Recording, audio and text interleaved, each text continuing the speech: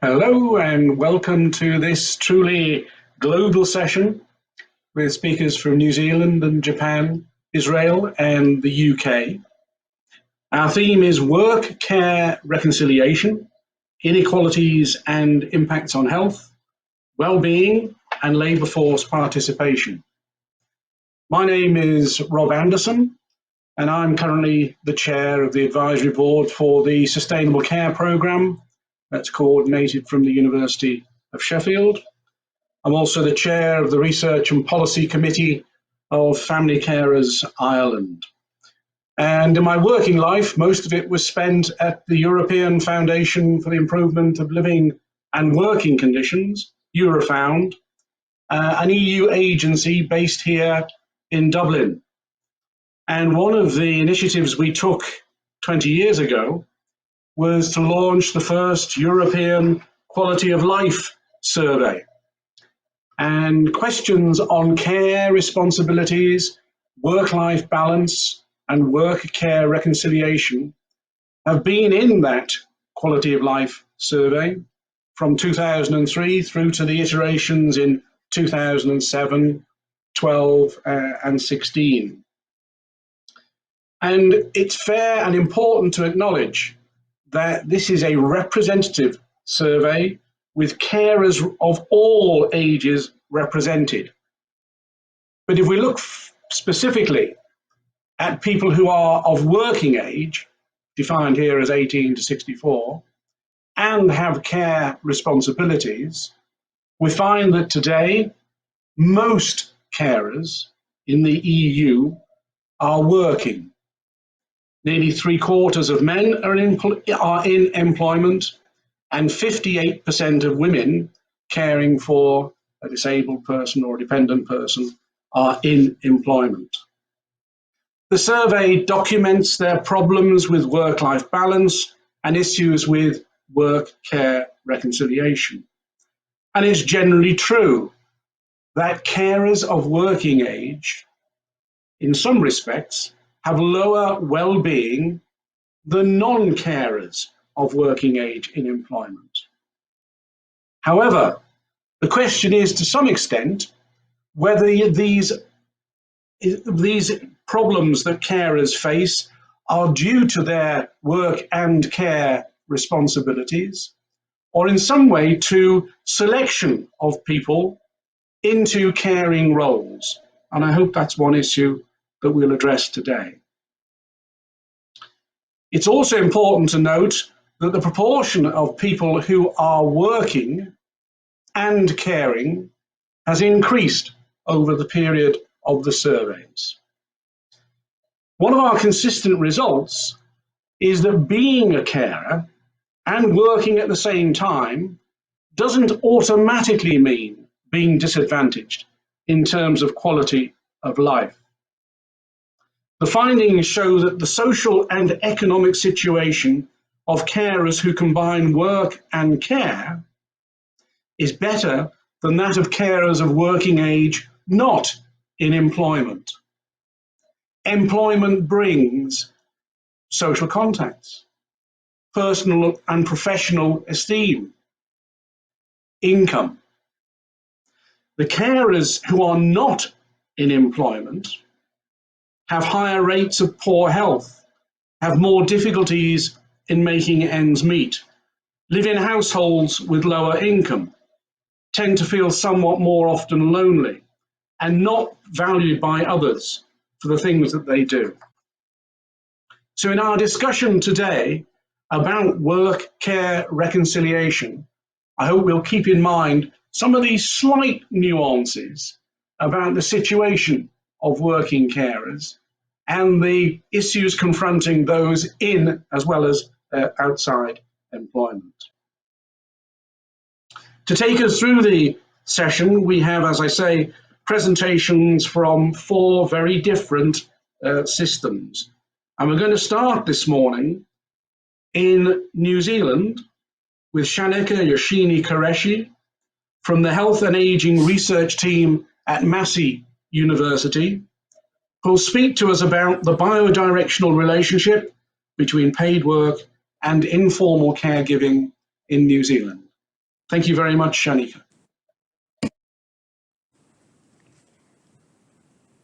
Thank you, Dr. Rob. I'm Shanika, based in Massey University. I'm a second-year PhD student. My PhD is titled Maximizing Workforce Participation for Older Adults. Just to give you a quick background into what my PhD is about, as the proportion of older people in New Zealand grows, a need for older people to remain in the workforce for longer is highlighted.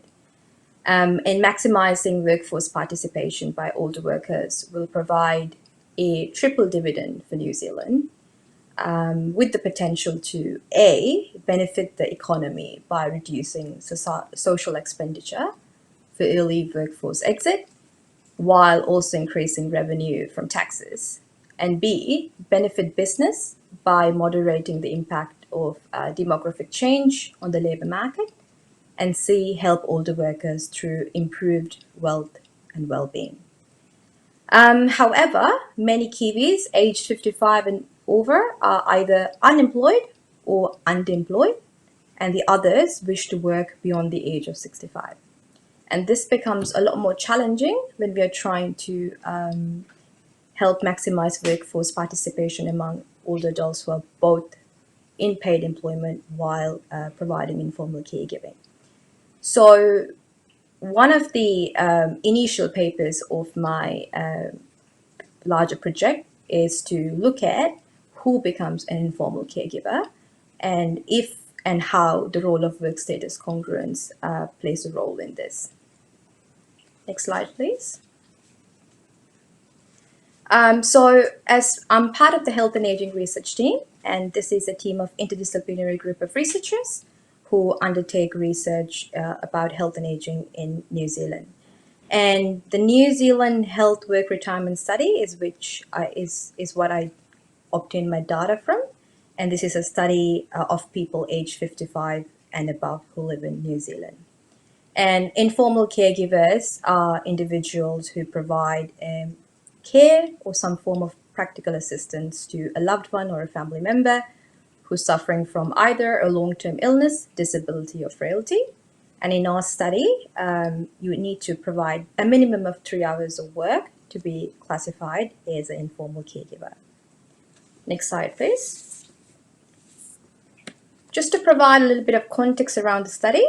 So as the population ages in New Zealand and across the world, and life expectancy increases, there is an increasing need for the provision of informal care, usually by family members. The market value of unpaid care is estimated to be 7.3 billion New Zealand dollars. That's about 3.4% of the GDP. So naturally, many governments are focused on policies such as aging in place to reduce the societal expense of providing aged residential care. But while this is happening at the same time, in response to the structural aging of the workforce, there is a policy imperative to extend the working lives of older people. This means that many older workers will need to reconcile the competing demands of both providing informal family caregiving and being in paid work. Next slide, please. So based on our census data from 2017, who are these carers in New Zealand? Well, like many other countries, most of the informal carers are females, but we do see men starting to take up these care roles. The current median age based on 2017 data is 49. In 2014, it was 47, so we do see an increase. And the largest age bracket of informal caregivers fall under the 50 to 54 years bracket. Next slide, please. So what does the research say? So literature that has looked at reconciling work and care have predominantly focused on how caregiving impacts work. And most of the studies that have done this have looked at caregiving intensity by understanding the number of hours of care an individual provides. And studies have found that roughly 10 to 15 hours of caregiving weekly will result in people reducing working hours. And studies have also found that about 20 hours of work sometimes is associated with people either exiting the labor market temporarily in the hopes of re-entering or even opting for early retirement. Even though there's limited, there is, however, some research that has looked at how work actually has an impact on people's choices in providing care. And those researchers found that people who are in work, for example, the third citation there, working 10% or more, have a reduced probability of providing care. And a study that was just focused on females have found that females who were in full-time employment in the previous year reduced the probability of providing care. But having said that, there's also research that says that there is no significant difference in employment status and self-selecting into caregiving roles. So truly there is quite a diverse, broad results in terms of reconciling work and care. But the common denominator that we realized when we were doing our literature search was that most of the work characteristics are measured dichotomously. So either they look at work status in terms of part-time work or full-time work, or they look at work hours in a continuous form. And what we realized was the dominant finding is that the tendency for workforce participation decreases in response of informal care. However, to find out if what and how work characteristics influence caregiving, there needs to be research that looks beyond actual work status and also account for perhaps an older worker's preference. Next slide, please. So this is where we discussed and we realized that the role of work preference in this decision has not been previously addressed. And accounting for an individual's preference could have an impact on policies and in understanding better mechanisms of maximizing workforce participation. Next slide, please. So in order to do this, we worked with a variable called the work status congruence. So what does work status congruence mean? This is the degree to which an employee's work preferences match with their actual work status. What this means is if a person says, I prefer to be in full-time work, and they're actually in full-time work, we conclude this as their work status congruent, as their work status being congruent. However, if there is a mismatch between an individual's actual versus preferred, then we would consider it as an incongruent in terms of their work status. And as per our knowledge, there's no previous research that has looked at caregiving and work status congruence. Next slide, please. So just to put all of this together, if we are to understand who self-selects themselves into becoming a caregiver and what are the reasons a person would put up their hand to be a caregiver, there's two ways of looking at it.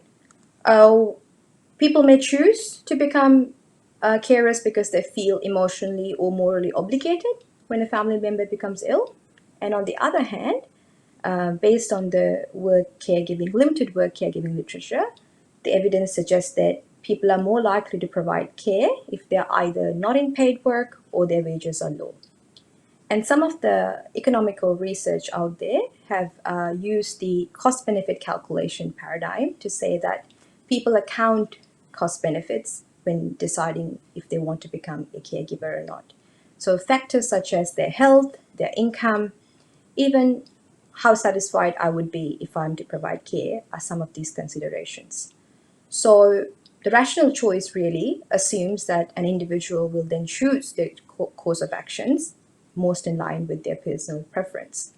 So given that, we can say that a key factor that may impact an individual's decision regarding taking up care could also be their work preferences. However, due to the lack of research, we do not have a directional hypothesis, so this paper is considered as more of an exploratory question in trying to shed more light. Next slide, please. So really, the summary or the aims of the paper is to try and contribute to a better understanding of how perhaps work preferences may play a role in the decision of a person undertaking informal caregiving. And to do so, we examined data longitudinally across 2 waves, and we aim to find if work status incongruence actually predicts uptake of informal care among older adults at a 2-year follow-up. Next slide, please. So I used data from the New Zealand Health, Work and Retirement Study. We used 2 waves, the 2016 data and the 2018 data. A sample of 274 older workers were utilized. All the 274 older workers were non-caregivers in 2016. However, 67 of them went on to becoming caregivers in 2018, and 207 remained non-caregivers. The 207 were obtained through a matched sample design based on gender, and the age ranged from 55 to 70. Participants above the age of 70 were not included in the final sample due to overall levels of workforce participation in this age group. And like you can see, predominantly our carers were female. Next slide, please. So we controlled for social demographic variables such as age, education, economic living standards, marital status, and occupation. Occupation was categorized as professional and non-professional jobs based on an occupation index. We also controlled for health variables because there's literature that says health has a association to self-selecting in becoming a caregiver. So we control for both physical and mental health. And the predictive variables, we had 2. So one being work status, which is similar to past research that looks at part-time and full-time work, as well as our work status preference variable. So the work status preference variable was again categorized into 3 categories. So underemployed older workers were individuals who said, I wish I could work more. So their actual and their preferred work status were incongruent, and they wanted to work more. And overemployed were also people who had incongruent work status who wished they could work more. And satisfied older workers were individuals whose actual work status and preferred work status matched with each other. And this included both people in part-time as well as full-time work. And the outcome variable was if people took up caregiving or not. Next slide, please. So based on some univariate analysis, we found that there were no differences in social demographic factors between the caregivers and non-caregivers, and there were no differences in mental health. However, we did find that future caregivers, as in caregivers who became older adults who became caregivers in 2018, had significantly lower scores on physical health in comparison to non-caregivers, even though it was a small effect size. And the current work status and preferred work status were congruent among 70.5% of non-caregivers. However, nearly half of the future caregivers experienced disparities between their current work status and preferred work status. And there were more underemployed participants in the future caregiver group than the non-caregiver group. And we found that underemployment was the strongest single predictor of taking up caregiving at the follow-up year. Next slide, please. So, similar to past research, when we looked at just work status as part-time and full-time, this was not related to taking up caregiving status at 2-year follow-up. And this is similar to one of the previous research that I explained in the literature, which was an Australian study. However, taking preferences into account gave us a little bit more information around incongruence. And then we found that underemployed participants, in comparison to overemployed or being satisfied, were more likely to take up caregiving. Next slide, please. So the evidence of this paper is that work status congruence plays a significant role in predicting the likelihood of informal care in the future. And underemployed participants were significantly more likely to take up care.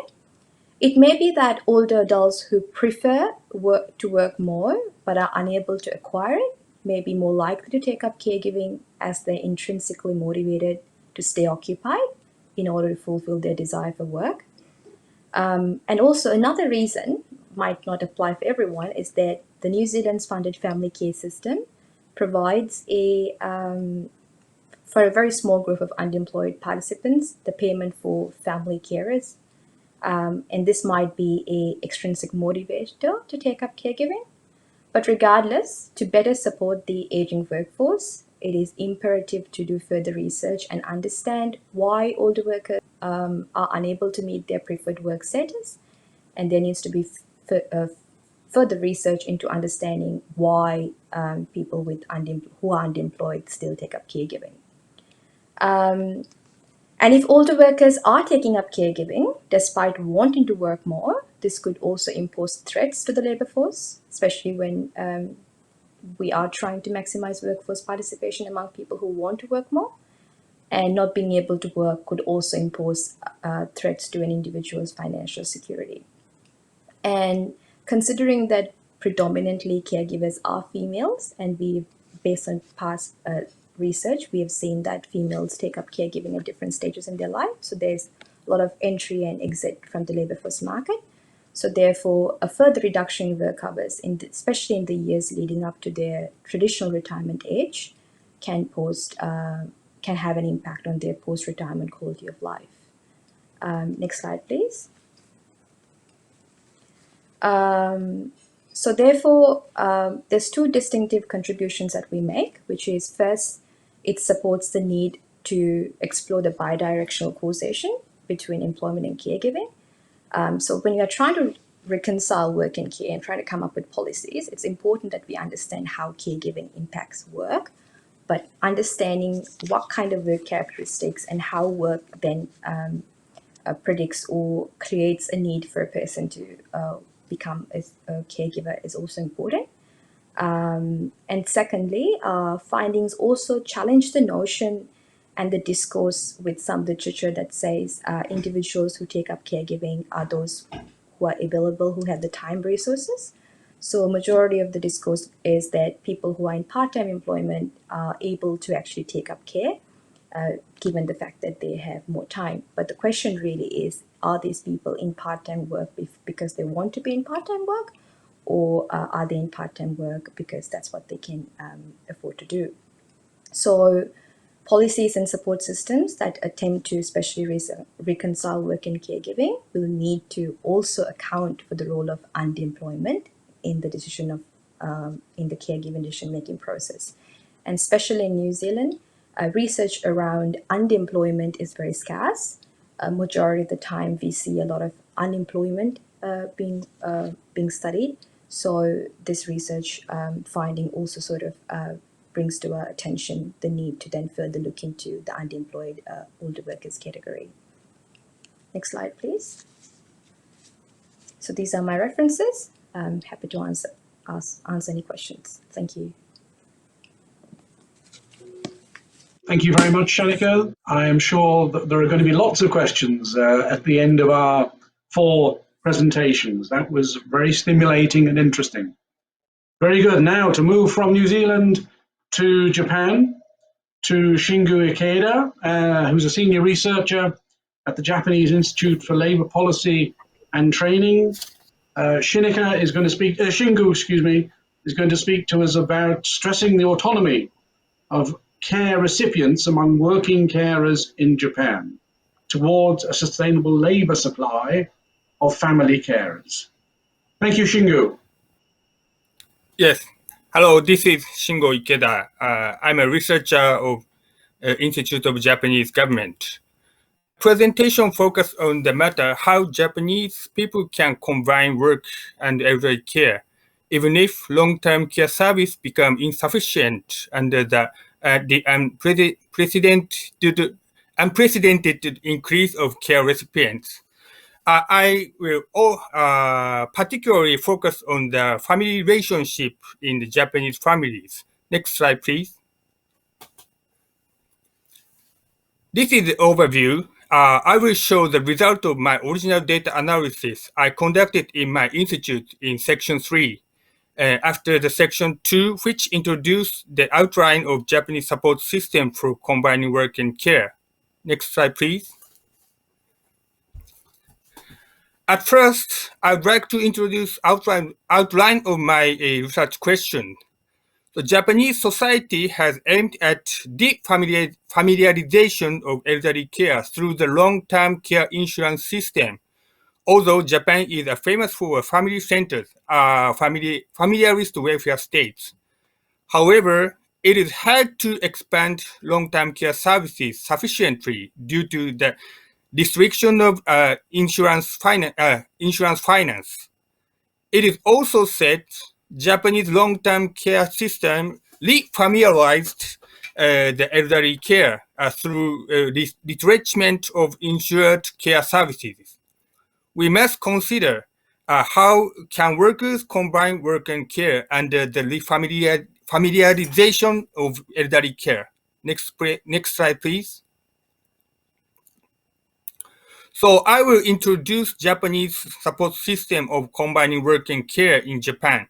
Japanese government established the Act on the carers leave system and flexible working arrangements in order to support the job continuation of working carers.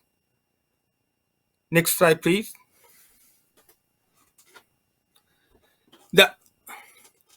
The original Family Care Leave Act doesn't cover the whole term of long-term care from beginning to the end of care required conditions. But for the system just focus on the temporal emergency, such as beginning of care when the care recipient develop injury or illness. But the system assumed that working carers have to commit to provide care before care recipients start to use long-term care services. However, a 2016 amendment of the Act greatly revised the support system to enable workers to commit to providing care continuously from the beginning to the end of care required condition. Next slide, please.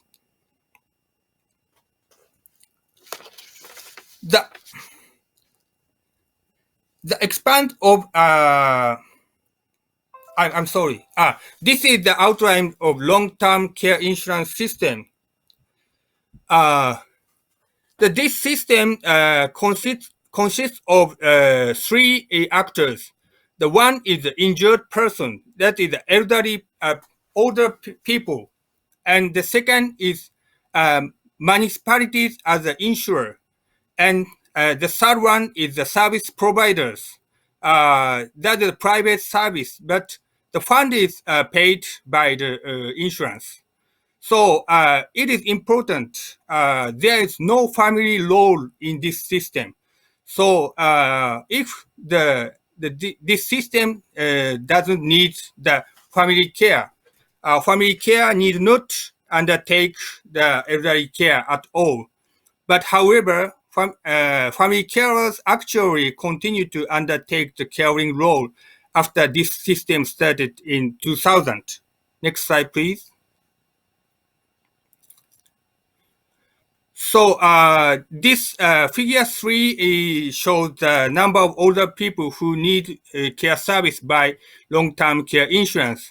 The number of care recipients is increasing, but the figure 4 shows the number of business for care service, which is increased, but the facility service is not so increased.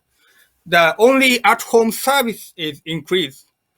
So the supply of care service will not be enough compared with the increase in the number of the older people who need the care, especially the facility service or other social services. Next, please.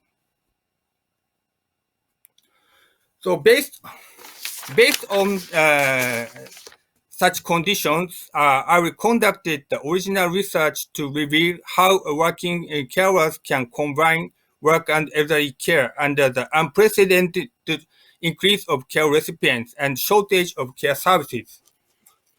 This is the hypothesis of following data analysis. I would like to focus on the character of elderly care and family relationships. So traditional Japanese elderly care is devotion to caring. So too much dependent relation between carer and care recipients.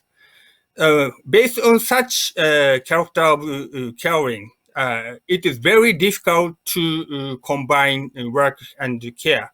But so we must consider the elderly care is different from the child care. The child care needs the devotion to caring, but so elderly person is a kind of independent adult, even if they need care by the injury or illness. Next slide, please. So this is the summary of frame of my analysis. So the relation between supply of care service and carers' restriction of labor supply has been a social issue. The top of the top two box shows the relationship between the care service and labor supply. But we must consider the carer's attitude to provide care. So the traditional Japanese providing care is the family centered, that means the familiarist, and devotion to care. But recent research shows that the defamiliarist orientation and the stressing autonomy is spreading among the working carers. Next slide, please.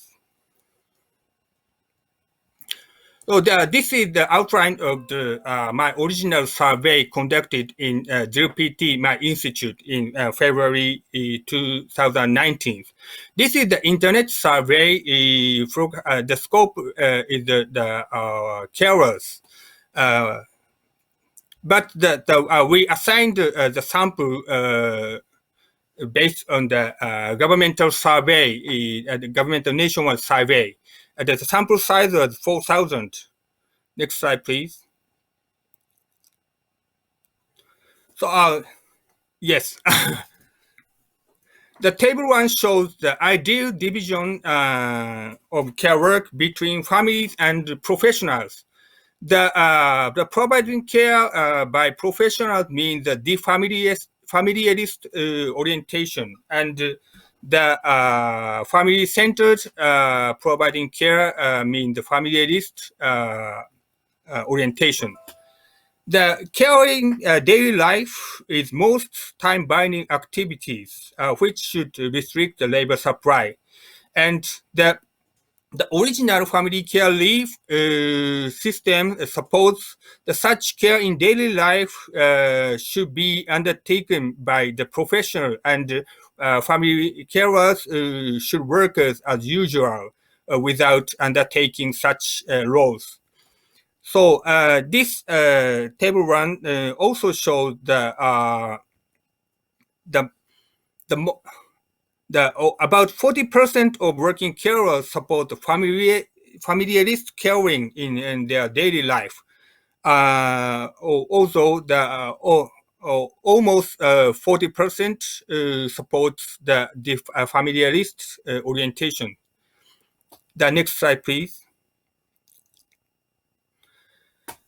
And another aspect is that if the providing care is undertaken by family, the attitude to providing care is so not so devoted. So the devoted caring means the Japanese traditional ideas of caring, which has distressed family carers. This is the sentence of the questionnaire. I provide whatever I can help to reduce inconvenience for a person as much as possible. Such kind of caring is very stressful and bad for the carer's health, and the carers cannot work as usual if they undertake such caring.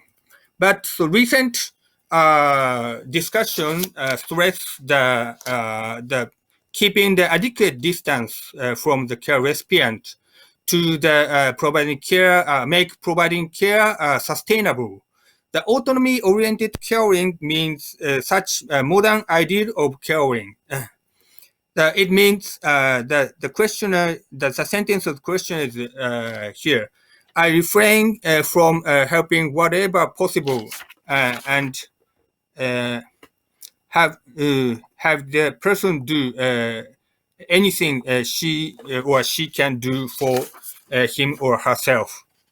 So the autonomy of the older people is the key concept of Japanese elderly care support system. And so the recent discussion stressed that such kind of autonomous life of the older people. The next slide, please. So this is the multivariable analysis, the respondent feeling of inconvenient care service time. So I said the supply of the care service is insufficient in Japan. So mainly the time the time binding of the care is not so relaxed by the care services, because the care service time is not so convenient for the users. So I analyzed the restrict determinant factors of such kind of inconvenience. So the ideal care in daily life, the based on the familiarist orientation. The familiarist orientation showed the significant positive effect, and devoted attitude also shows the positive effect.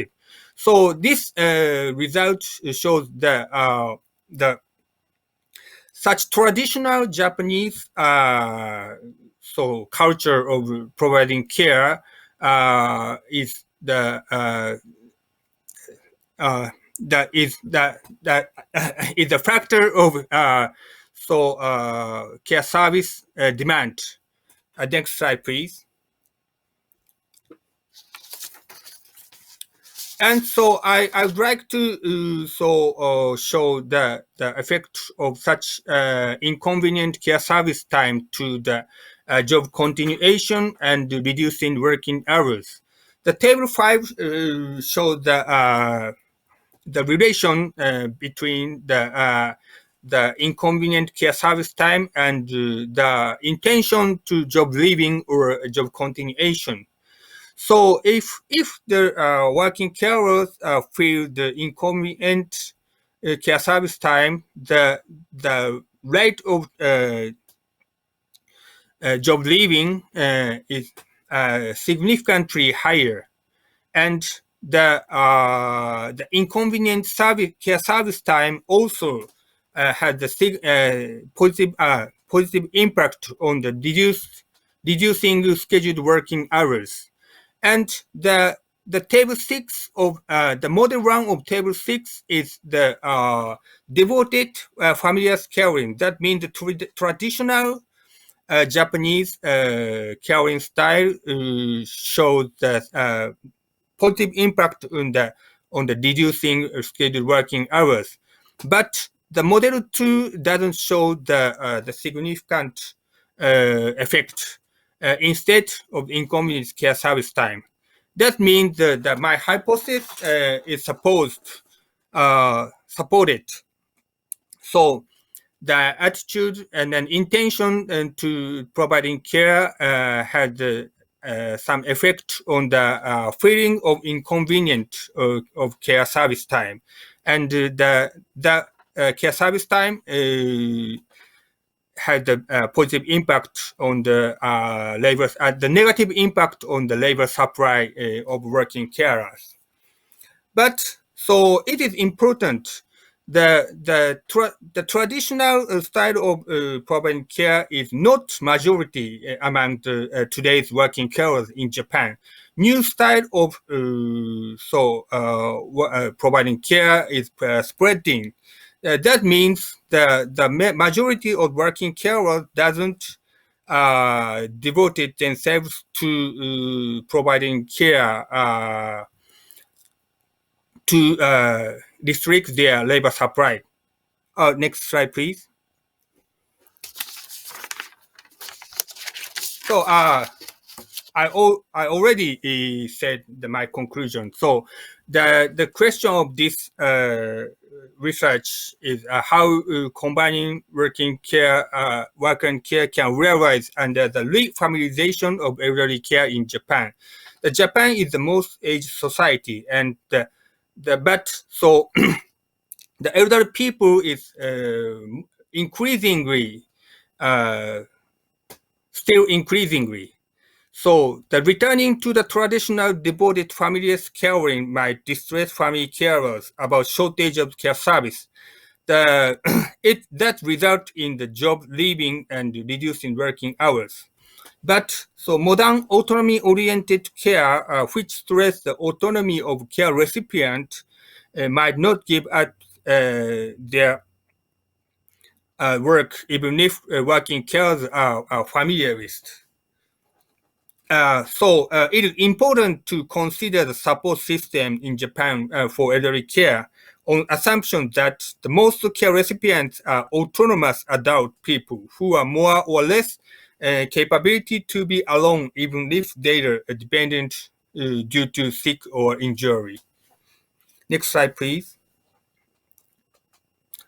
These are the differences, and the original data of my presentation is shown in the DLPT 2020 in detail, and so Ikeda 2020-21 shows illustrate the structure of data in English.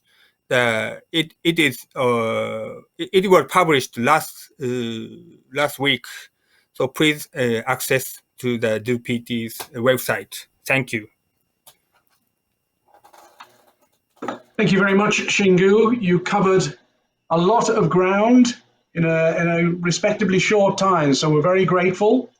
Can I just be clear?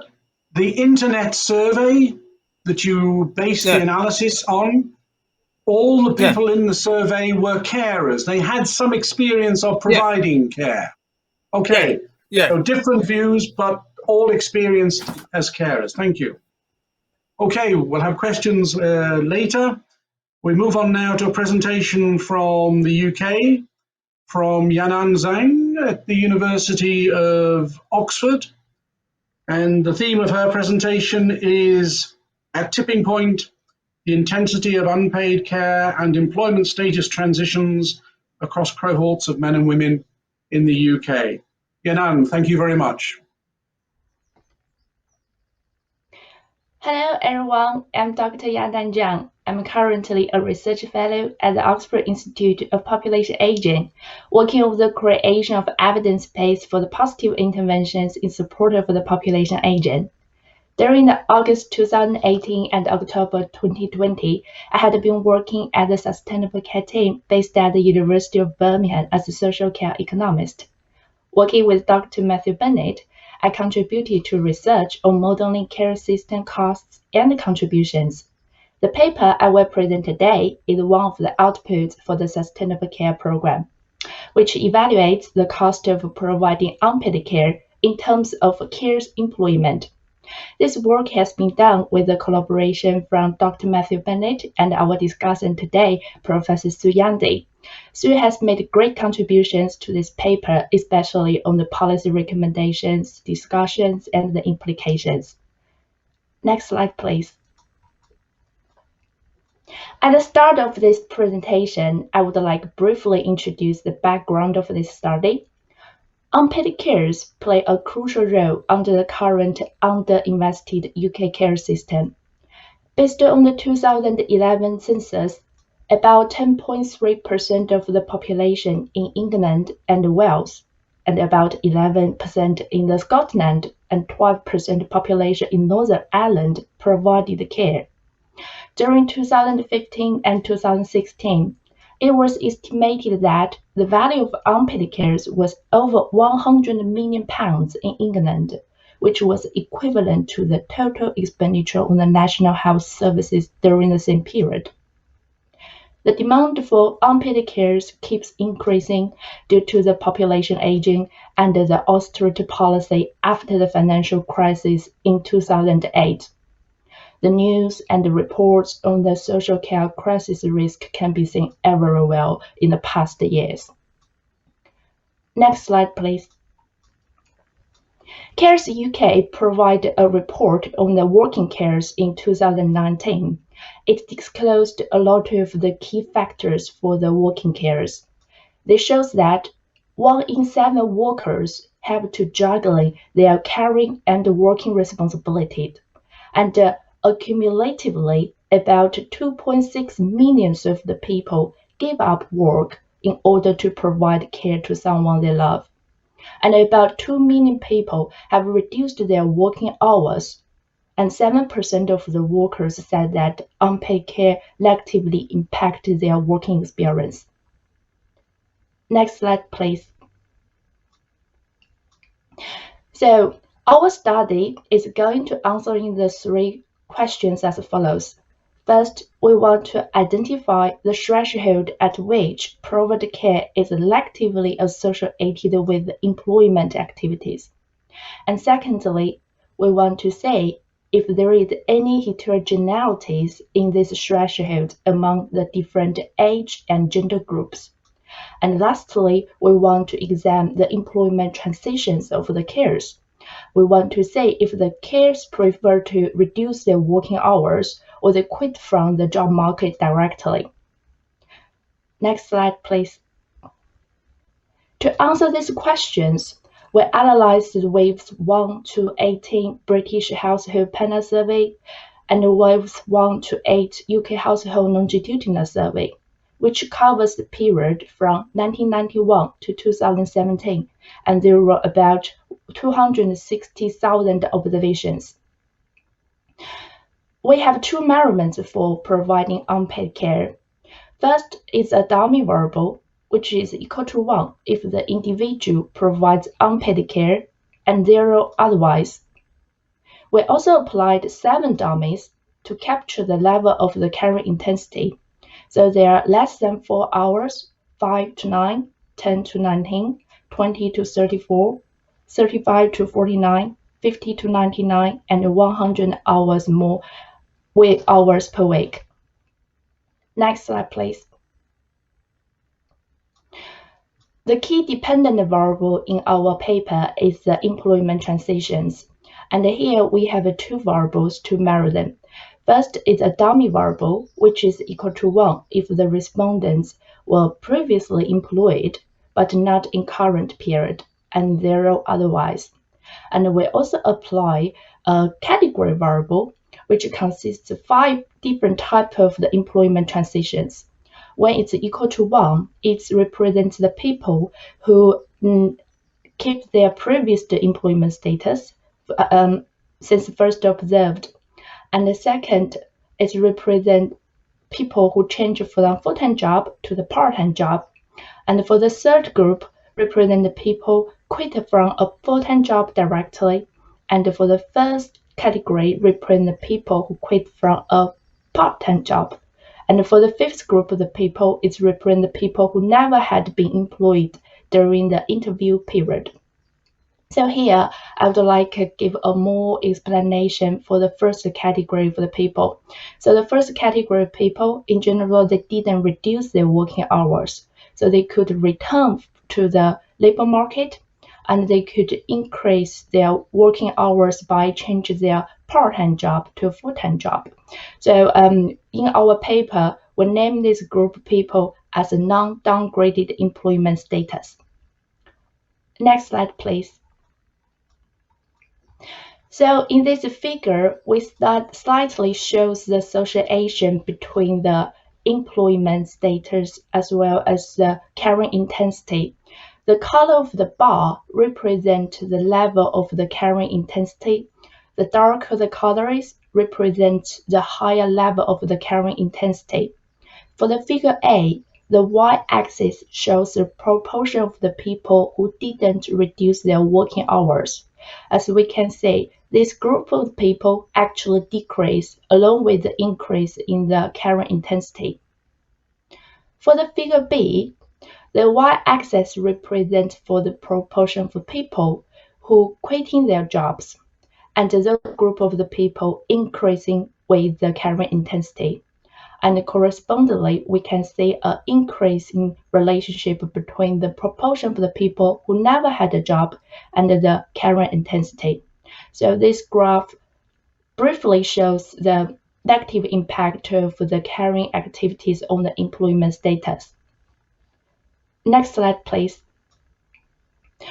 The table 1 shows the results we summarized based on the random effect logic estimation. While the dependent variable is the possibility of ceasing employment, the key independent variable here are the 7 dummies for the caring intensity as mentioned previously. And we investigate the tipping point of the caring intensity from which providing care significantly increase the possibility of ceasing employment. And we categorize our subsamples based on the age and the gender groups. The table shows that for the full samples, and providing care for more than 10 hours per week is significantly and positively associated with the likelihood of exiting from the labor market. And the threshold tends to 35 per week for the people aged 20 to 35. And for those male aged between 56 to 65, their threshold is 50 hours per week. And females aged between 46 to 55 and male aged between 36 to 45 have the lowest threshold, which was 10 hours per week. And we also find for those mid-age group, we say aged 46 to 65, male in general has a higher threshold, which is about 25 to 30 hours per week higher than those for the female. Next slide, please. Table 2 are the multinomial logistic estimate. The dependent variable here is the relative risk ratio comparing cares to non-cares for the ratio of the likelihood of choosing one of the following employment transitions to the likelihood of being downgraded employment status. So for simplicity, we can understand the table in this way. If the figure in the table is significantly and bigger than 1, we say the cares are more likely to take these employment transitions compared to non-cares. The significant level is indicated with the number of stars. The more stars, it means that it is more statistically significant. No stars means the figure is not statistical difference between cares and non-cares. So we can say from the first column, it shows that cares and non-cares have the similar likelihood of change a full-time job to a part-time job. But compared to the non-cares, cares are more likely to quitting from a part-time job or a full-time job or never have a job. Next slide, please. So our analysis shows that caring intensity threshold for ceasing paid employment varies by age and gender. Those findings would be helpful to identify the carers who are at risk of ceasing their employment. And it also provides the implications for policymakers that male and female carers may require support at different ages. Also, we find that carers are more likely to quit a full-time job instead of changing from full-time job to a part-time job when they have difficulties to balance their work and caring responsibilities. It reflects that the current working environment is not flexible and friendly enough for the carers. This suggests that working carers may need more support to remain economically active. And positives that help carers remain in the labor market For example, helping them transfer from a full-time job to a part-time job, or keeping their positions while they have leave to provide care to their family members could be beneficial for the employers, as well as the whole society. Participating in the labor market is good for carers' mental and financial well-being. For employers, carers stay in the position will save their costs for recruiting or training the new staffs. And for the whole society, carers keep working will reduce the demand for employment allowance and create more tax revenue, and which can be invested to the care system, and also they can contribute to the pension system. And thank you so much. And this is all for my presentation today. If you have any questions, please feel free to ask later. Thank you, Yanan. I have lots of surprises in the results. So I hope there'll be lots of questions later, because I was quite surprised to see how few people reduced their working hours compared to leaving employment. Anyway, we come back to questions later. Thank you very much indeed for that. Now, finally, as a presentation, Hedva Binarsky-Peretz from the Department of Political Sciences at the Max Stern Valley College in Israel will speak on work, elder care, and employment policies comparing Australia, England, and Israel. Thank you very much indeed, Hedva. Hi, everyone. My presentation today will be on work, elder care, and employment policies, and we do a comparative analysis between Australia, England, and Israel. Me and my co-author, Daphna Alprin, we both came from the Max Stern Israel Valley College. So what is our research talking about? We talk about the extent to which the needs of employees with caring responsibility are supporting in employment policy through employment rights. Our research aim, the main one, is to underscore the need to promote social policies to better secure both working carers and their older relatives. Why is the research topic important?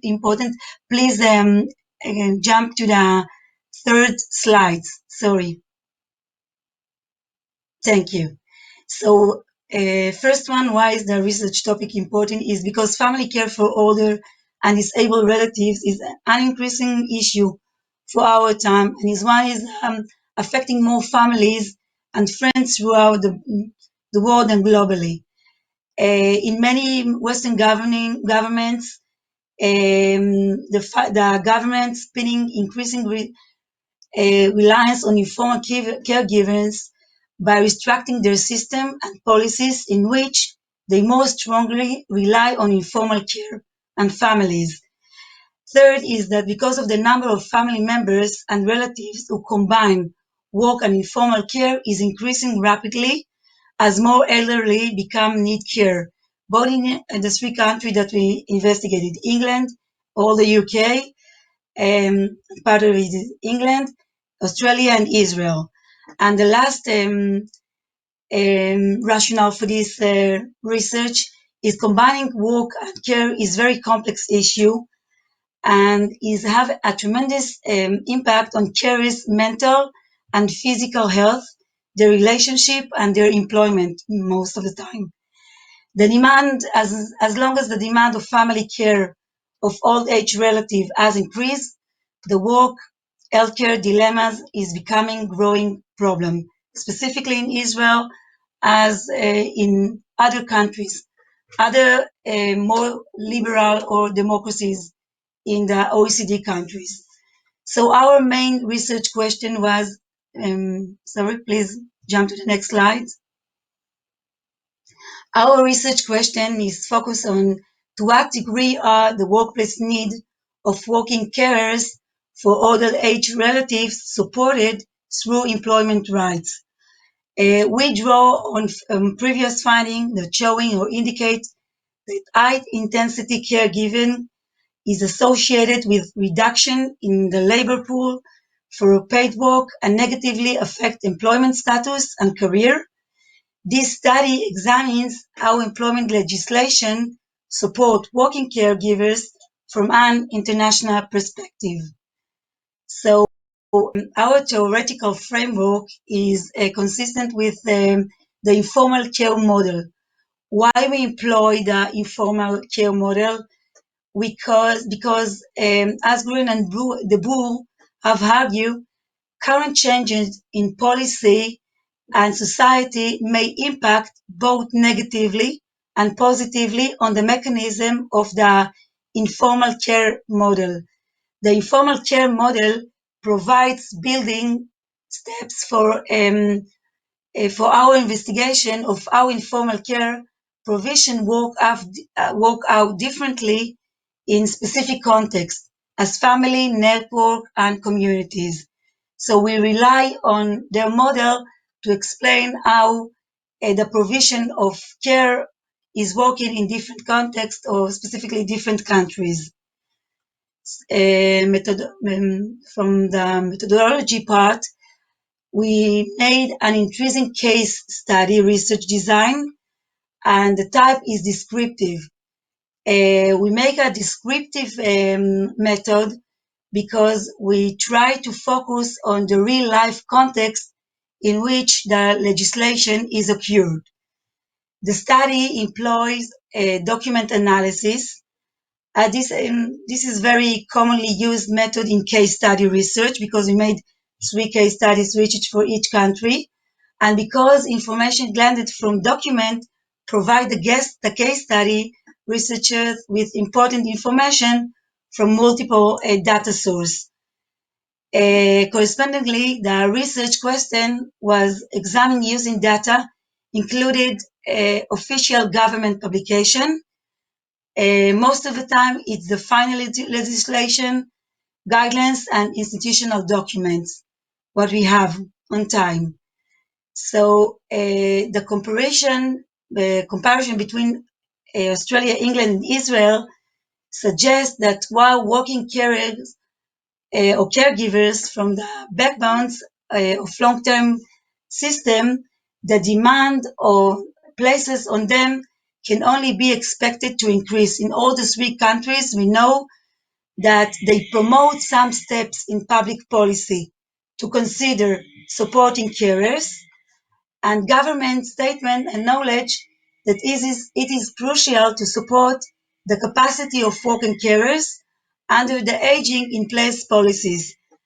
All these countries have the aging in places policies, but in different system and different frameworks. Please jump to the methodology, rational, and research context slide. Okay, in all 3 countries, late in the 2010, in these 3 liberal democracies, the welfare system still offers little more than a safety net for older people needing social care. I just want to clarify and to let you know that in each country we have different safety net. But in this country, all these 3 liberal democracies have the same framework or the general social policies to care for families and their care elderly. In all these 3 countries, alongside well-established and expanded demographic change, they have a lot of demographic change. The major public policy reinforce aging in place. That means that most of the care is accept in the or provides in the community, and it's combined both the family and both the government framework. And most of the time in this country, they shift away from the residential services for older people to personal budgeted, to consumer-directed care, and expanded resilience upon family members. Next slides, please. Okay, the finding of our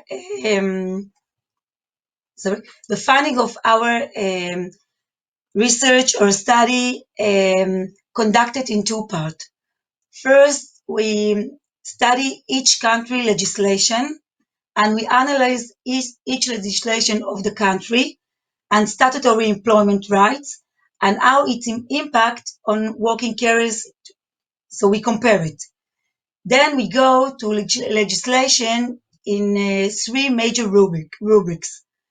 We check the eligibility, the specific benefit, and condition and flexibility of requirement for eligibility. We then summarize the employment legislation covering the three countries. Next slide. So we made one huge table of all the eligibility, the benefit, and the condition and flexibility for a country. I just summarized. I'm not going to show you all the details, but if someone wants it, I'll be very happy to share with you. I just want to summarize our examination and the main two findings. First of all three countries surveyed in this research or paper provide basic protections through statutory employment rights, which are categorized under three fundamental occupational entitlement: paid or unpaid leave, sick days, and equal rights. The first step to informal recognition of carers is the workplace. Among these three states was affected through the inclusion of carers in existing equal opportunity and diversity rights and the protection under established occupational rights. While Australia and England is particular have promote work arrangement and maintain a legal right to request flexible work care for elder relatives, and in particular circumstances to receive payment and allowance as conceptions for foregone income.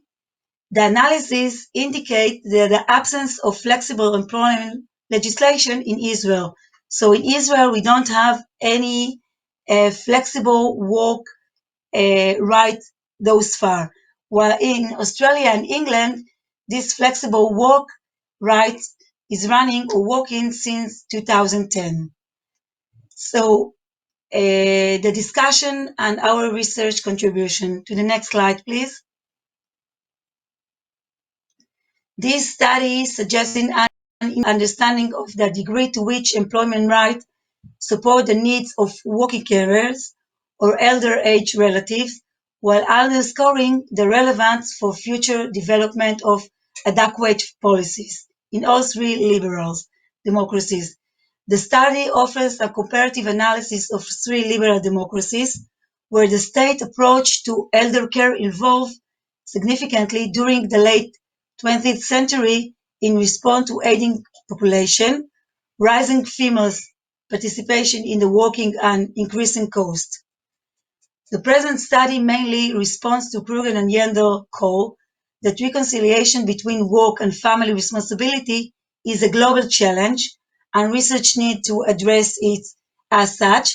This is the basic, or this is the starting point for our research, that we need more comparative analysis to understand this phenomenon in more globally eyes or lenses. Where with regarding to our theoretical point of view, or specifically the informal care model, the study put the model to an empirical test by using information of informal care in different countries. Considering that perceived barriers to caregiving are both positively and negatively affected by the development of the labor market, in particular for closed skin, the analysis of the employment legislation, entitlement or rights among three countries provide a comparative perspective into this model. Such information will increase insight in the development of informal care provision in enriching welfare system. So we have some research limitation. One of them, that the last one is here, but I'm just asking you to jump to the next slide.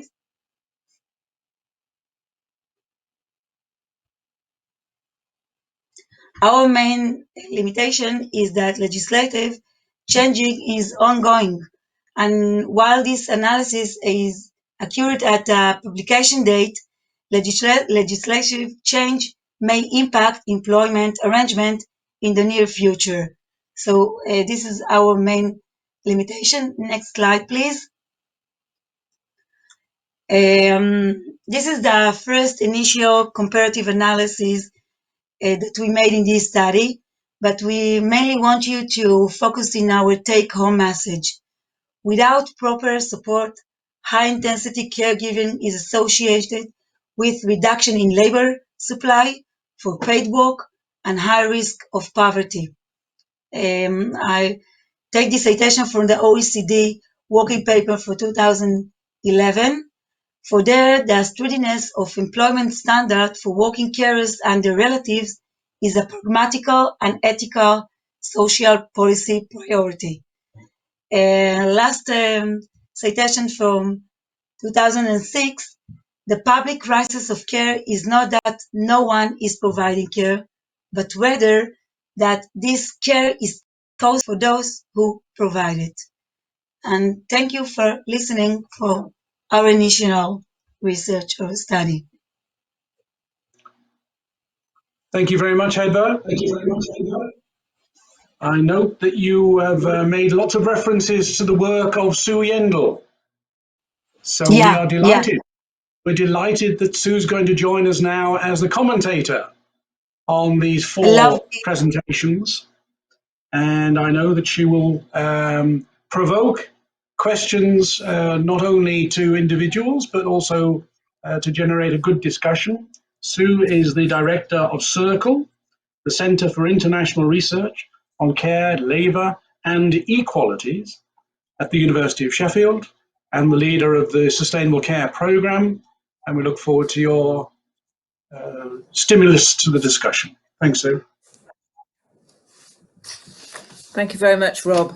And can I say a very big thank you to all our speakers, to Shanika, to Shingou, to Yanan, and to Hedva for really interesting papers. And the first thing I want to say about these four papers is that they really show what a rich and important field of inquiry work care reconciliation and work care balance has become.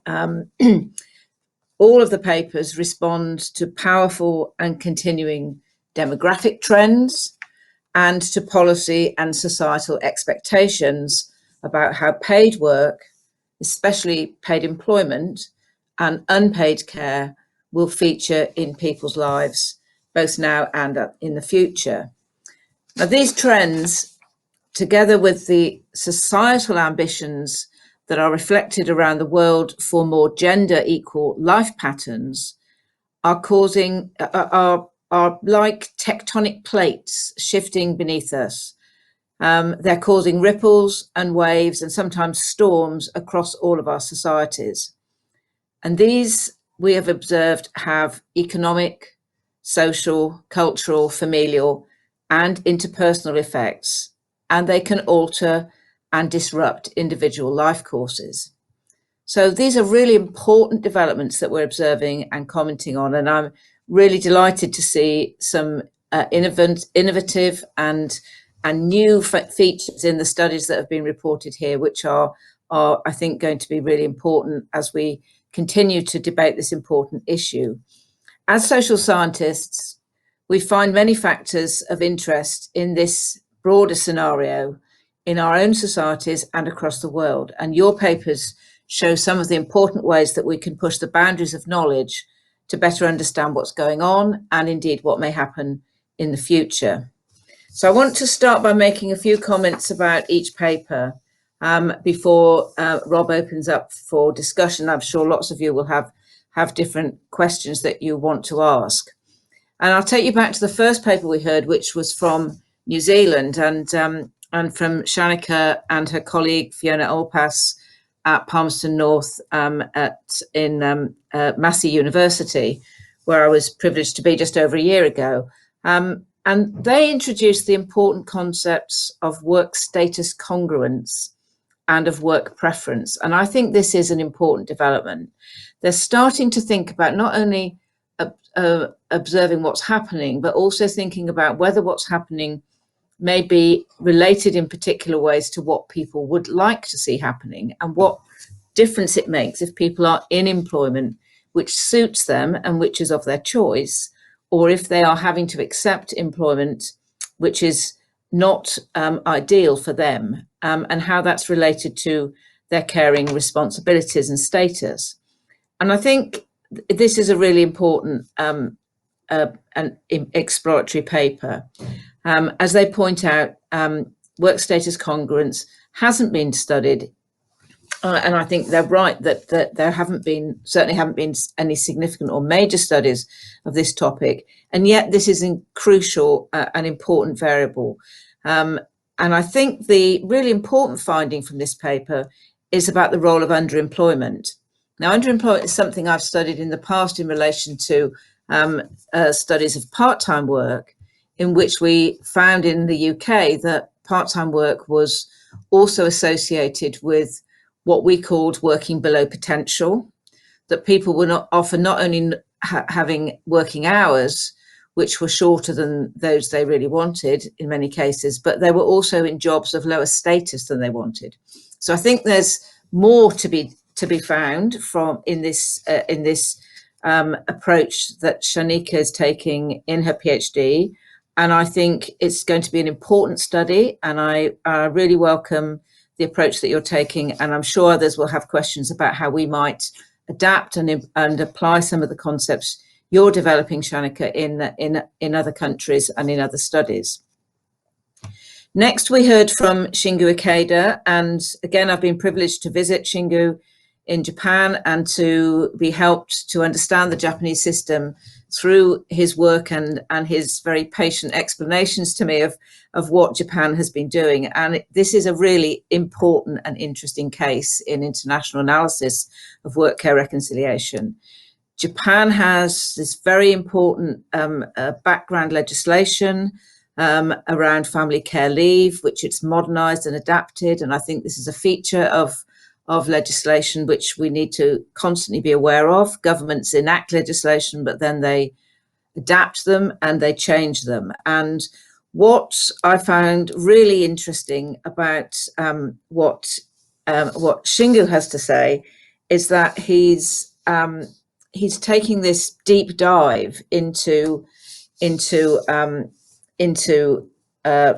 survey that's been undertaken into developments in Japan being the oldest society, and he presents not only a very detailed and important new survey data, but he's using it to ask how this relates to shifting cultural practices.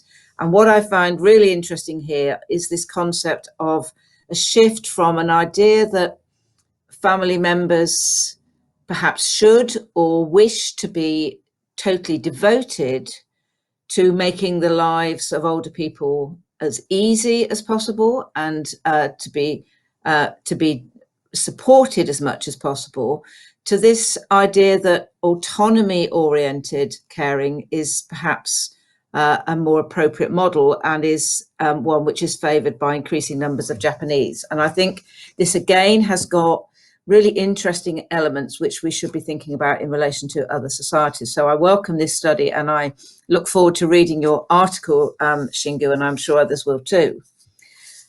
We then moved to the presentation that Yanan gave us from the Oxford Institute of Population Ageing. And as Yanan mentioned, she developed this study with Matthew Bennett at the University of Birmingham. And despite her generous comments about my role in this paper, all of the hard work and heavy lifting on this paper was done by Yanan and Matt. And it's a really interesting and important study that they've conducted. And they are, they've got data which they're looking at over a long period, 1991 to 2017. They've dug into this data to look at transitions and intensity of unpaid care, and also, and uniquely, I think, looked at different aspects of employment status. So they've got an opportunity here to explore some of the issues which have often been concealed in other analyses. They're looking at heterogeneity within the population of carers, and they're looking at employment transitions. And I think this is also a really important study. And I think I'm sure it will have given some pause for thought to Shanika. Their study is about a particular age group. And I think the study which Yanan's reporting, which looks at carers of broader age groups and looks at the specificity of what might be the case at different points in the life course, I think it again will be a stimulus to further study, and I'm really excited by that particular development. And finally, because I want to keep my remarks brief to allow time for others to comment, because I'm sure you've all got things to say about each other's papers, I welcome the comparative analysis of employment policies and employment law that Hedva and her colleague Daphne have developed at Yazriel Valley College, where an important workshop was held a few years ago, and I think Hedva was probably present at that workshop, where a number of us had the opportunity to discuss some of these issues. And the question here about the focus on about the way in which policies are emerging in these countries that are liberal democracies, where the welfare state is primarily a safety net and doesn't offer comprehensive support for all. I think they're asking really important questions that we should be asking of all the legislation that we're observing around the world beginning to emerge. And certainly Rob will know, and many of you will be aware, that across Europe, developments in the European Union are putting increasing pressure and emphasis to national governments in all European countries to take this issue seriously.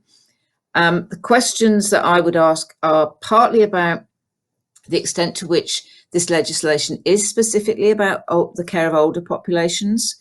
Certainly, I think in countries like Japan and maybe in Israel, which I don't know so well, that may also be true. But actually, some of the analysis or some of the legislation that we're seeing in New Zealand and Australia and England, for example, is actually applicable to people with any type of caring responsibility. So some of these people might be caring for a child with disability or a younger person with disability, perhaps a spouse or partner with disability or chronic illness in pre-elderly stages of life. So I think that this is an important issue, but what they're asking in this analysis is important. The questions that we should be asking about the legislation are about who is eligible, what benefits are offered, what conditions and flexibilities result. And I think another aspect that I welcome in Hedva's analysis is thinking about the roots to these policy arrangements and the limitations and the purpose of legislation. So I would encourage each of you in your comments to think about each other's work as well, and to think about what's stimulating about this broader set of explorations of this common and increasingly important topic.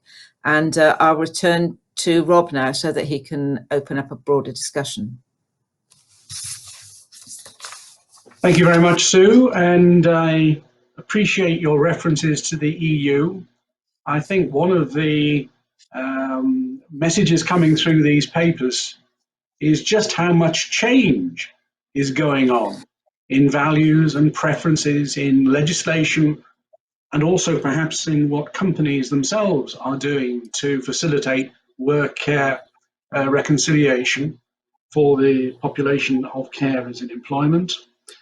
I want to keep, if I can, to the themes that you've announced, but I wonder if starting with Shanika and talking about the key theme of underemployment, so the preferences for work, I wonder if you have any observations about the story you heard from Japan regarding changing preferences for providing care, because you've spoken about people making decisions or having preferences in relation to employment, do you see that being played out against an unchanging set of values regarding what's preferred regarding providing care? Yeah, I think at the moment, soon after we finished analysis of this paper, I think just going back to what is happening in Japan as well, the interest is to really understand, because underemployment is, like Professor Su mentioned, it's a huge umbrella, and there is the invisible, the visible, as well as the discouraged worker. So currently what we're trying to also do is try and shed more light and understand about if there's a disparity in the skills, if there's a disparity in the kind of work that people are getting. Is it driven by perhaps caregiving that might be related to life course and sort of exiting work at an earlier stage that might have then influenced their career trajectories? So yeah, it was quite insightful listening to the data coming from Japan, and I think that will definitely play a key role in trying to sort of unpack underemployment further in the New Zealand setting. And like I said, there is a very limited research in New Zealand really that looks at the reasons really behind underemployment, especially in terms of underemployment within caregivers. So it's a work in progress over here, but definitely very, very important. In Europe, we talk a lot about the population of older workers, and particularly women age 55 to 69, because the numbers of women age 55 to 69 who are in employment has just increased so much every year for the last 20 years in Europe. Yeah. And at the same time, they are the backbone of the care system. Yeah. So it's a very important public policy issue here. Is that also the case in New Zealand? Yeah, so yes, absolutely. That is also the case. That's pretty much the same story here in New Zealand. And there was a couple of colleagues in the HARD team that conducted some life course history studies using, so looking at women and sort of their life course history, starting from a very early age up until the age of 70. And that actually shed a lot of light into how, like I mentioned earlier, different exit points and entries from the labor market actually influenced finding employment. And that sort of, with some of the qualitative interviews that are coming through, they're still being analyzed. But from what we're hearing from the team is that enter and exit from labor market, especially for female caregivers, have an influence on finding employment and perhaps even sort of fulfilling that I'm satisfied with the kind of work status that I have category as well. So like you said, yes, it is they are the backbone of informal caregiving and will continue to be so. So it is that, and it is a challenge. And one of the other papers that I'm doing currently that looks at moderating influences of gender clearly shows that females are more underemployed among caregivers, which means there is a further research and sort of further implications that would mean for a female post-retirement financial stability. Yeah, thank you. Okay, Shingou, I Yes. don't know if you want to respond to comments that Sue made. My little appreciation of what happens in Japan has been that the family has been playing a very central role in the provision of care.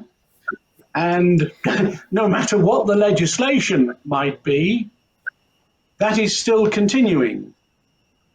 The family is still at the center of providing care. Okay, but your paper provides us with evidence of changing values and preferences. Is that something that is tangible in Japanese society? Can you feel it? Is it discussed in the media? Yes, the new kind of provision of care I showed in this presentation is discussed in Japan. And the traditional one, there are many discussion about the traditional caring, the devotion and family-centered devotion, and there about the traditional caring, which is very stressful for the family carers. And in this context, the familiarization is discussed, and so many researcher and policymaker stress the progress the defamiliation of elderly care, but many people, the general people, the citizens, doesn't expect such a radical defamiliation like the Scandinavian countries. And the relationship of family is very stressed for people's happy life. And but so the lifestyle of family is individualized through the for decades.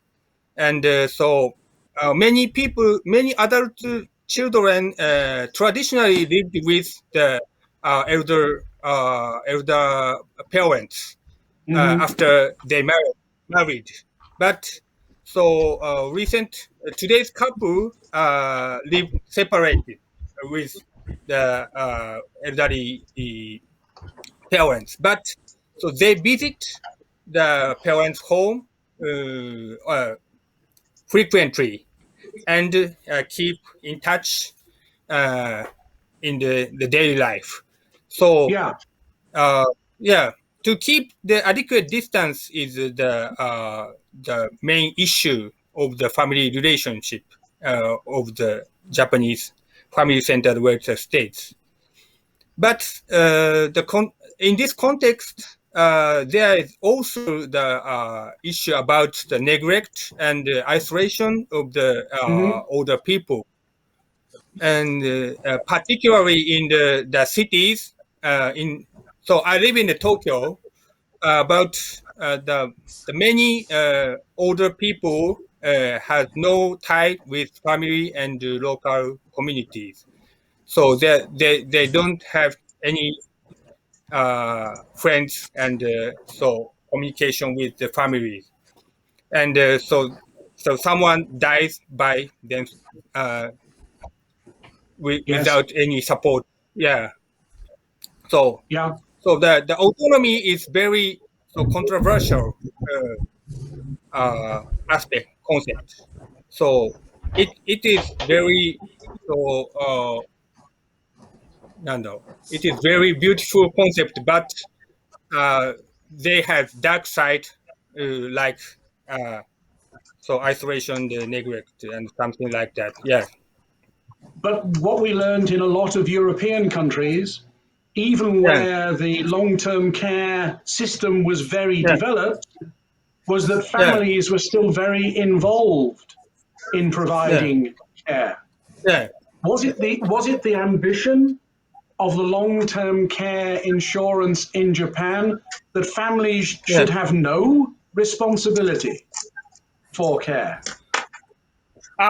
So this is very difficult agenda. So as I showed the long-term care insurance system, so Japanese government doesn't define the role of family. So so I visited Germany and Canada to survey the role of the family care in the social security system. So they define the role of family in the social security. So as you know, the Germany long-term care insurance system has a subsidy for the family carers, but Japanese system has don't have not such a system for the family carers.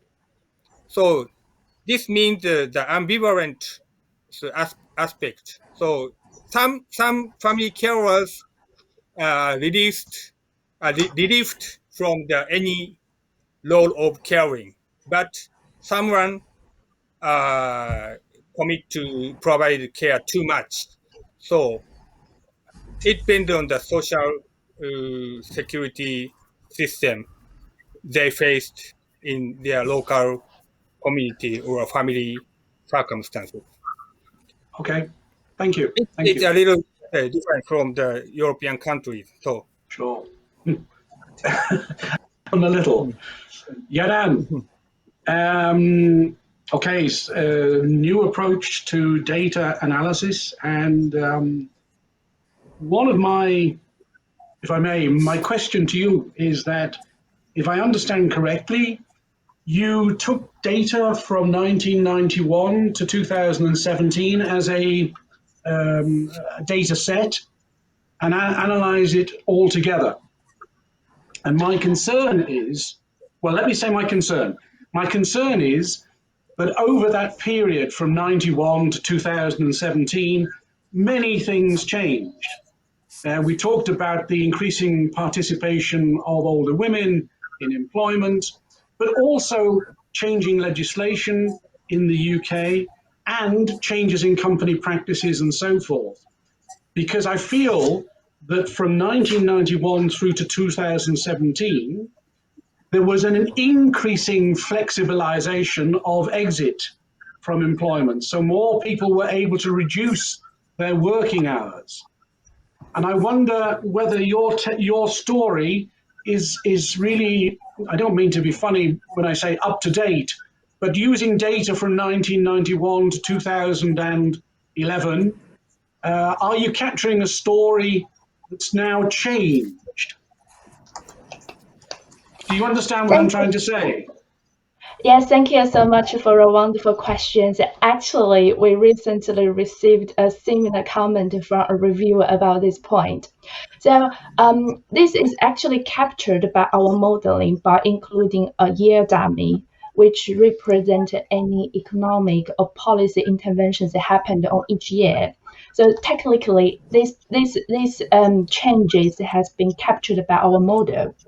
But I think it's very interesting to explore these changes. So so when you ask this question, I was thinking about it in my future researches. Maybe I can look at people's selections change, reducing their working hours. Will it changes along with the time? And especially, will it affected by any policy interventions? For example, the CARE Act 2014. After that, will the more cares prefer to reduce their working hours? Yeah. That is my impression.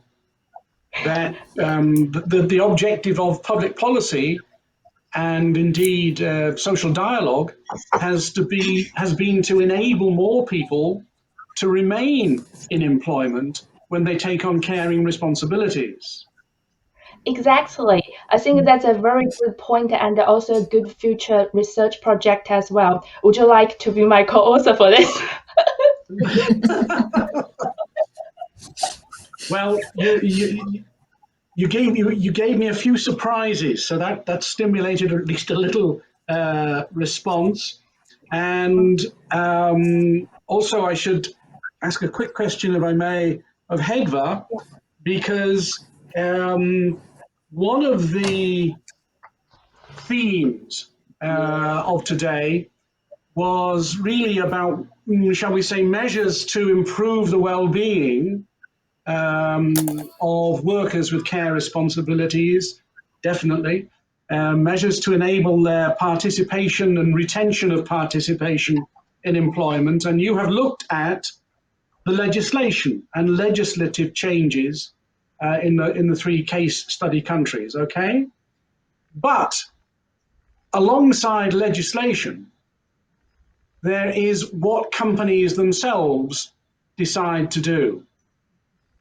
And I wonder if you have any sense in the countries you're talking about, whether the employers, the companies, have been making changes in advance of legislation, or are they only replying or responding to the limits of what legislation is asking? Do you have any sense of that for Israel?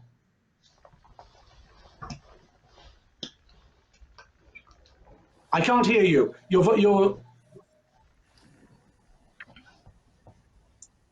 Thank you, and I have a sense of that. Very good question.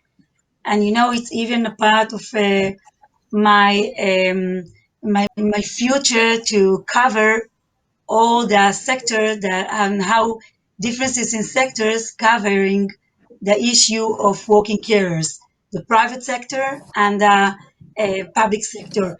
So in Israel, what we see now so far is that the public sector is initiatively working very hard to better secure the carers, and there is some legislation, but in some cases this is like a pilot in the civil, some of part of the civil service, and even in the army, not in the school, but in the government institution, that they gave more.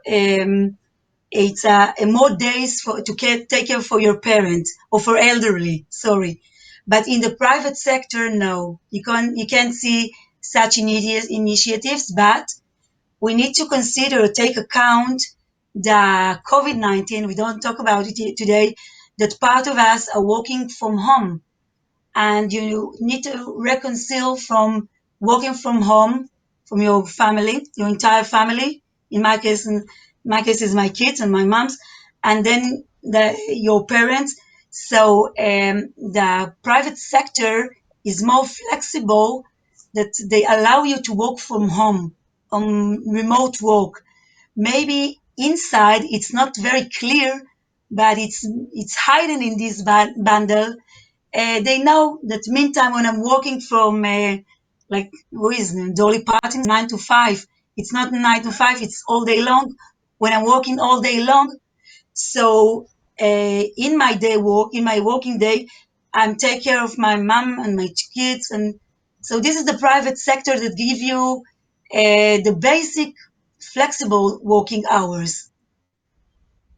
It's not clearly for elderly or those who combine work and care, but it's hidden in this arrangement of work. But it's one big mass, and there is no barriers between work and home today. So this is what can I explain. So I want to summarize. In the private sector is not very clear, is not arrangement, is not entitlement, it's not right. But in the flexible time of the flexible condition that we live, it's hidden inside. In the public sector, it's very clear. It's like a policies. And hopefully that the public sector will lead to general policies or legislation for all the other sectors. There is another sector, the third sector, that we need to consider, that it's in between the public and the private sector. Thank you very much. That really very interesting. Okay. Can I allow a couple of minutes for free exchange or free questions between you? Would anyone like to intervene? Please, Shanika. If I may just add to the legislation. So in 2014, New Zealand introduced under the Employment Relations Act, flexible work arrangements as well for people who provide care. And what's interesting is that the legislation says it's duty to consider, which means you don't have to really give people flexible work arrangements, but you are supposedly supposed to consider. And what was interesting in the paper that I'm currently doing, I just did the analysis about a couple of weeks ago. It actually showed that the flexible use arrangements were quite different in terms of, like I said, the three categories we had: underemployed, overemployed, and satisfied. Overemployed individuals obviously clearly are the ones who benefited from flexible work arrangements. However, caregivers who were still caregivers but satisfied or or identified as underemployed, obviously either didn't benefit from accessing flexible work arrangements, or flexible work arrangements didn't resolve their dilemma. Which goes to show also, I think what's important is, I think a lot of conversation around how are we going to support caregivers have been about flexible work arrangements. And I think really understanding, does it really help the caregivers, and what kind of caregivers are we talking about? I think there's a specific demographic that flexible work arrangements are helping. And very rightly you said, depending on the different industries you're from, and I guess also a certain socioeconomic class of individuals. So there is a huge gap there in and there's a lot more that needs to be done in terms of really understanding how these acts really help people. And in the study that we did, flexible work arrangements, even though there was a main effect with work status in terms of overemployed and flexible work arrangements did not reduce people's work-family conflict, which was then also, again, very interesting. If it's not reducing work-family conflict, and if we are trying to help people mitigate working, then how does that then really help? Then what's the next step? So it's very interesting just to hear the different kind of legislations that are out there. Yeah. You're talking about the Fair Work Act. Yeah, so the Fair Work Act is the Australian, I think. I'm talking about the Employee Relations Act, which is quite similar to what we have in New Zealand. So a person who is employed from day one is allowed to ask for flexible work arrangements from the employer. It first started off as 6 months into the employment, but then they changed the legislation a couple of years into it, saying that a person can request for flexible work arrangements from day one. But there's a lot of research out there that says, there's work barriers in terms of accessing flexible work arrangements, and considering this is just a duty to consider, not all employers actually provide access, and they can opt not to. And also, a lot of people are unaware as well. That's what our research is saying. A lot of people are unaware of the flexible work arrangements that they have access to. And a lot of research, I suppose, in the literature as well, that tries to evaluate flexible work arrangements is largely looking at access, and there needs to be a difference between access and use. Because yes, there is different types of access available, but what are people using and what's actually helping people? So it's very interesting, I suppose, just from a policy level. No, but those are great points. I mean, the difference between legislation and what happens in practice, the many factors are intervening there. Are there any other final comments? Can I make a few comments, Rob? Of course, if we have time, yeah.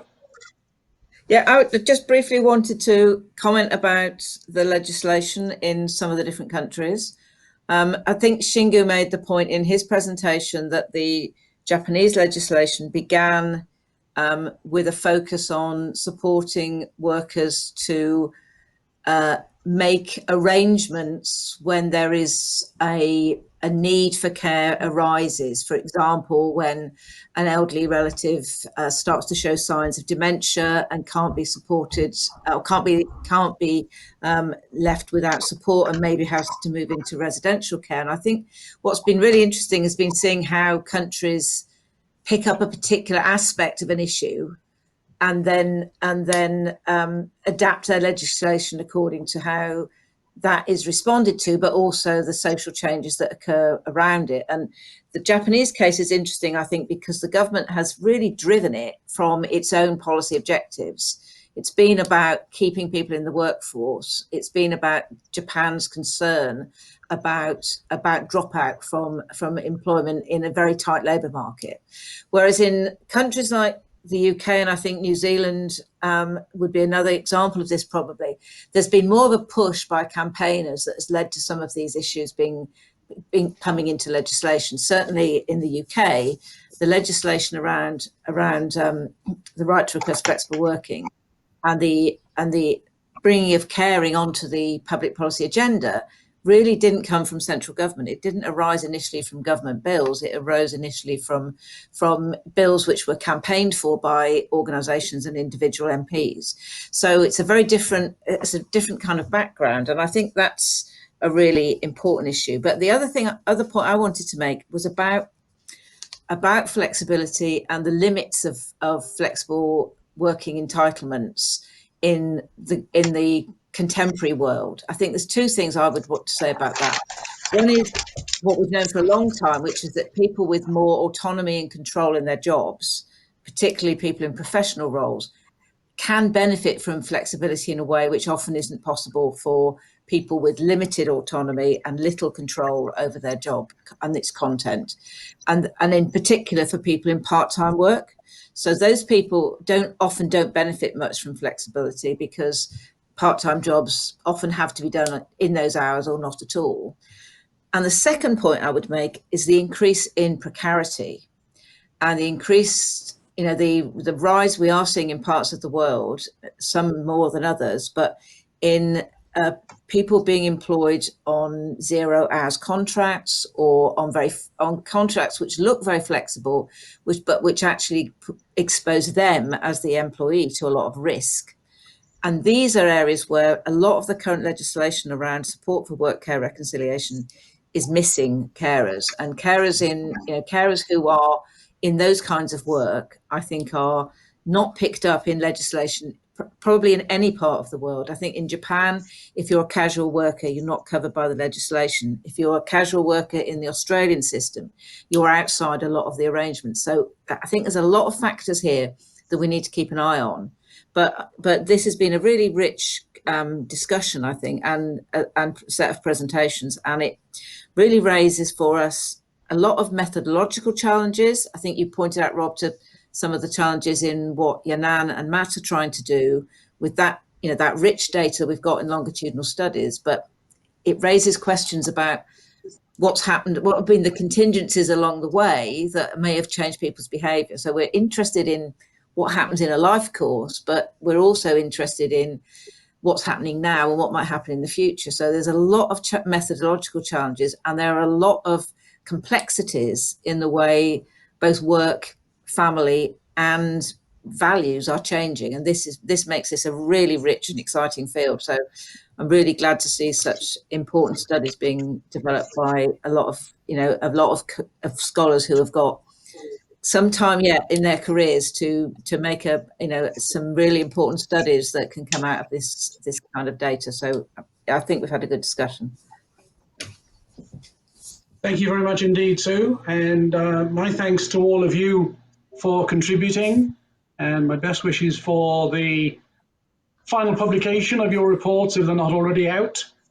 And with that, I propose that we close this session, and maybe we'll get some questions online later in the weeks. Many thanks to all of you. Bye for now.